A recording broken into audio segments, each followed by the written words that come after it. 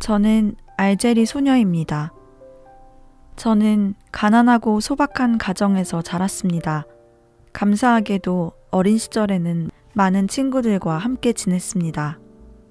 하지만 제가 알라와 이슬람교에 대한 의심을 갖기 시작했을 때 그들은 저와 거리를 두기 시작했습니다.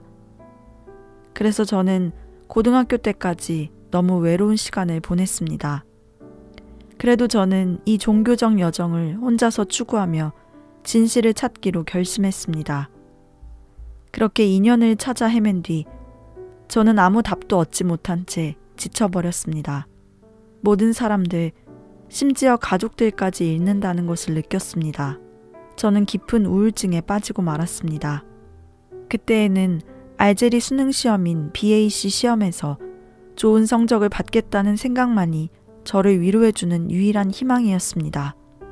저는 시험 준비에 엄청난 노력을 쏟아부었습니다. 아주 늦은 시간까지 공부하기도 했습니다.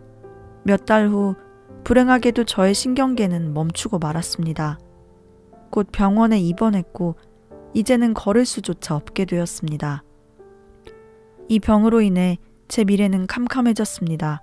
저는 너무나 심각한 고통 속에 있었습니다. 저는 2019년 라마단 기간에 자살하기로 결심했습니다. 다시 입원한 후에 저는 많은 약을 먹어야 했습니다. 제가 겪은 이 비극적인 사건 때문에 신체적, 심리적 부작용을 안고 살 수밖에 없었습니다.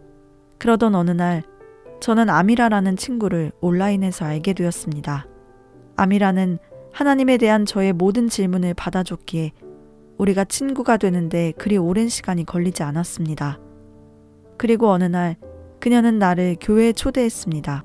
처음에 저는 박해를 받을까봐 교회에 가는 것을 망설였습니다.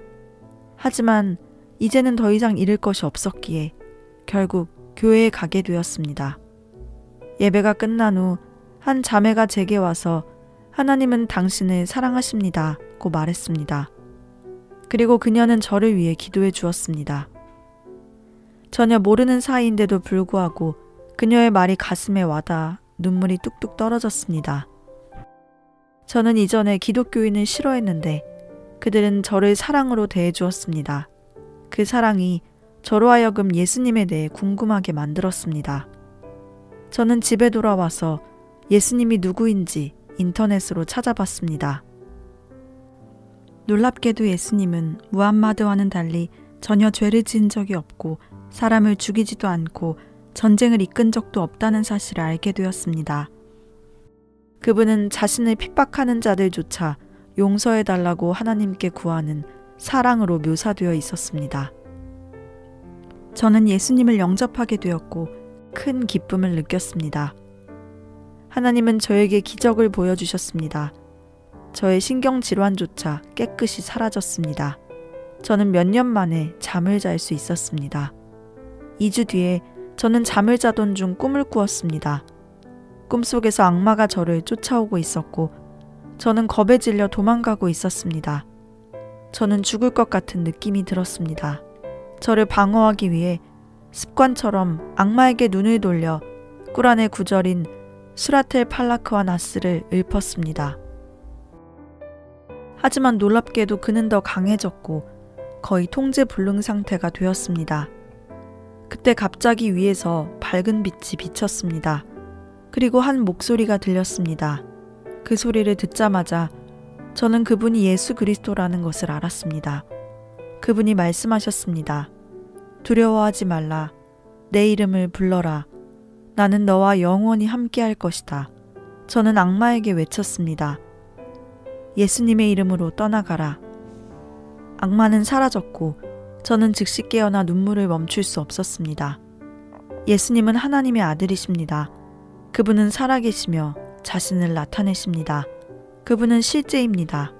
저는 정말 행복합니다. 제 자신을 예수님께 드리기로 결심했습니다.